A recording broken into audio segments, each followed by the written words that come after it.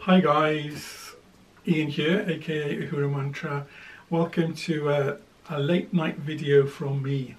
And this video is going to be about Kabbalah and the Tree of Life, and specifically about the God names and the orders of angels associated with the Sephirah on the Tree of Life. And I'm making this video because these are things that really grab me and fascinate me, and kind of, you know, when something just stirs up energies within you. So I just wanted to share a few thoughts with you. And yeah, as you can see, I've got a video star dog who wants to be in on the action.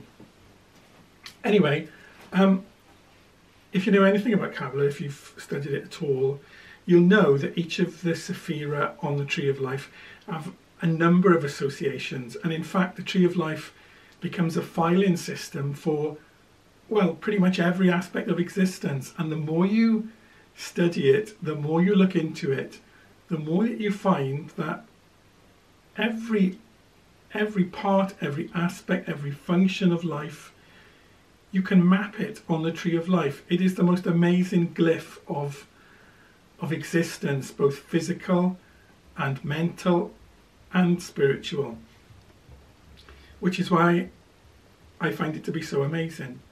Anyway, before I start drifting off, God names and orders of angels. Now, what we find is that for each of the Sephirah, there is a different God name. Let's start with the God names first. Now, why is that? Why are there 10 different names just in the Tree of Life for God? Well, let's look at what a name is. Now, when we are born, our parents name us, and our names have meanings. For example, Ian is the Scottish version of John, which means gift of God. Now, I think when my parents chose that name for me, I don't think that they looked into the meaning of it. I don't think they had any idea that it meant gift of God. They chose it because they liked it, or for whatever reason. But what the name is given to that baby, given to all babies, is a name that really relates to the personhood that grows from that baby, the personality that became Ian, in the body that became recognized as Ian. So really, Ian names this part of me, and the part of me that lives in my mind and people interact with and recognize. But you can't name the divine being like that. Now, whether you think of the divine being as God, the infinite source, great spirit, whatever your name for the conception of the infinite being is, you cannot name it in the same way that we name ourselves. You cannot call God Jonathan or Josephine, for that matter, because God is both male and female, both and neither, because spirit is not male or female. Male or female is just created, a functional creation that humanity and creation generally can exist. So God is not named in the way that we are named. And what you'll find is, in most spiritual systems, the divine being is named according to the operant function. So either the characteristic of the divine being displayed or described, or in some religions you'll see many gods being a reflection of the one God. So when we look at each of the Sephirah on the Tree of Life and we look at the God name, what we're looking at is an aspect of the character of divinity. So that's just a bit of preamble, because I won't cover those Sephirah today. I'll do those in later videos, but I thought it's best to, you know, set my stall out in terms of context first, to give people a bit of a, you know, a chance of keeping up, of knowing what on earth I'm rambling on about. So when we look at the God names, we will be looking at an aspect of the character of divinity, or of the power of divinity being manifest at that moment in that situation, relating to that Sephirah. And then when we look at the archangels and the orders of angels, let's look at what we will be looking at before we actually start talking about them. Now, I don't know about you, but I suppose my growing up thoughts of angels were beautiful humanoid beings with wings. You'd see them on Christmas cards, wouldn't you, and such. But that's not how angels are described in either in the Bible or in the various writings of Kabbalah.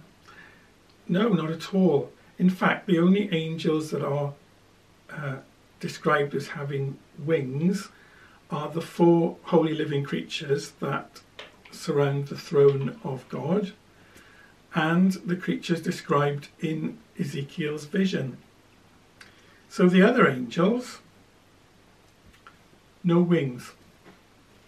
Now, the other thing to mention is when we think of angels, we tend to think of the likes of Gabriel or Gabriel, Michael, or Uriel, but really we are not talking about angels. We're talking about archangels when we bring to mind the images that we have. So if angels don't have wings, then what are they?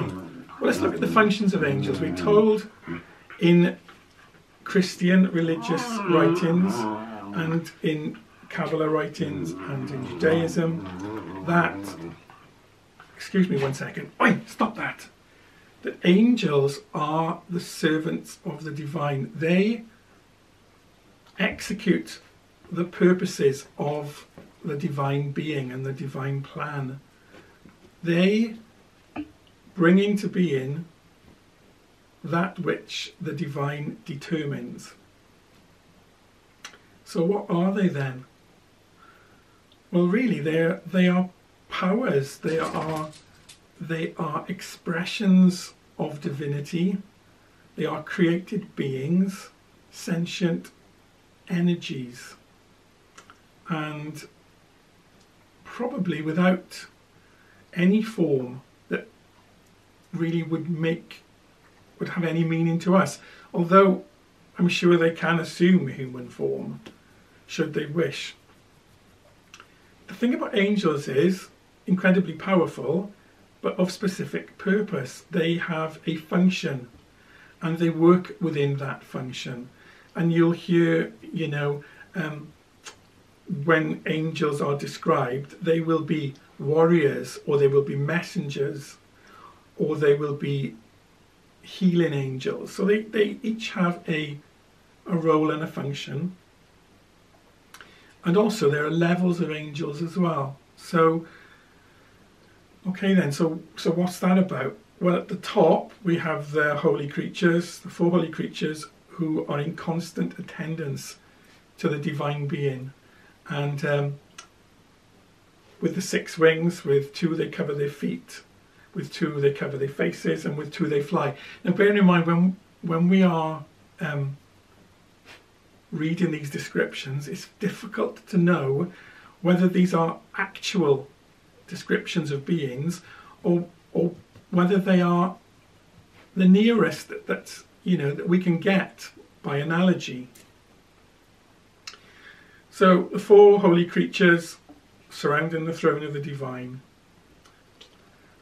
very powerful, the highest of the created spiritual beings.